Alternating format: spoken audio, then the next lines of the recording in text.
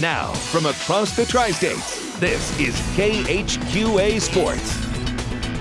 With Lady Eagles softball stealing the spotlight on Friday, Knox County officials felt it wise to move this week's football game with North Shelby up a day to allow fans travel time to Springfield, Missouri. So we had North Shelby Knox County football tonight. Cold, rainy conditions, but it would be a whole lot of Knox County offense tonight. They came out throwing. It was all about Donovan Edwards and his receivers tonight. He would pass to the hard court sensation, Royce Poore right there. You recognize his name. We'll be seeing him pretty much all winter long for Knox County as well. That sets up a touchdown pass from Edwards to Kellen Gillespie to take the early lead.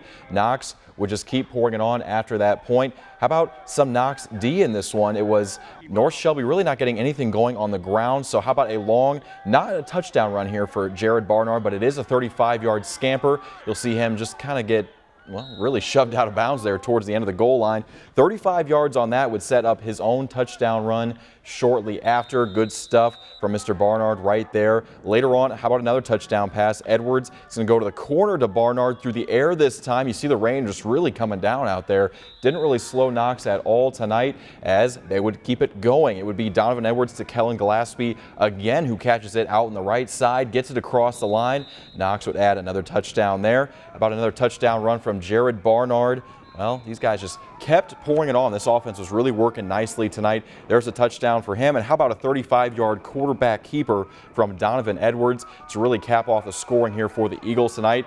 And they do get the win tonight over North Shelby. Final was 60-8 in favor of the Eagles. So hopefully they've got a much bigger weekend coming up with softball. And speaking of softball, a pair of Northeast Missouri communities are on pins and needles this weekend as they sent off their girls softball teams to Springfield this morning for state championship quests. In Edina, this is a brand new animal. I think we'll probably wake up Sunday sometime. Hopefully with the state championship, right girls? Yeah!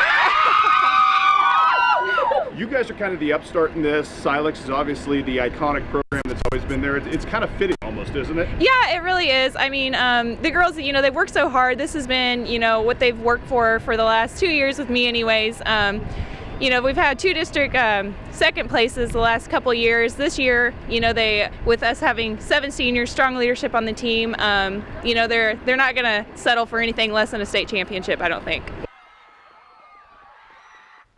While in Palmyra, this is just business as usual for the region's bellwether softball program.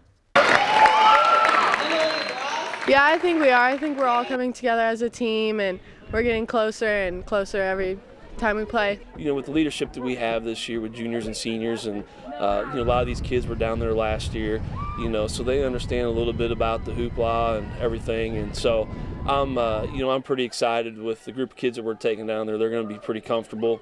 They've been in the environment, and I think they're ready to go down and take care of business. It definitely makes it easier. It makes us enjoy it, I think, a lot more. Chris Dewar on his way to Springfield as we speak for coverage of the big weekend for both of those teams. Best of luck to everybody and to the fans. Have a lot of fun. It's a great atmosphere down there. How about some state tennis? Quincy High School's Katie Fauble won a pair of matches today, but then got knocked into the back draw after a third-round loss to 5th seed Elizabeth Zordani. So Fauble into the back draw after going 2-1 on the day. How about a pair of local scores in IHSA soccer? Jacksonville's season comes to an end in the 2A Jerseyville Regional. Jerseyville knocks them off 2-1 as the host team. Also, Hannibal advances, or well, it's not the end of the season for them. Regular season action though. Hannibal wins 4-1 over Ellsbury. Also, one quick note on Luke Guthrie. He is in a tie, or actually 87th place by himself on the PGA Tour after a first round 73. He is 3 over par at the Jacksonville Open, which makes him 8 strokes off the pace. So you kind of think that cut line may be around even par, maybe 1 under tomorrow. So he's going to really have to get it going. Luke Guthrie 3 over after 1 round.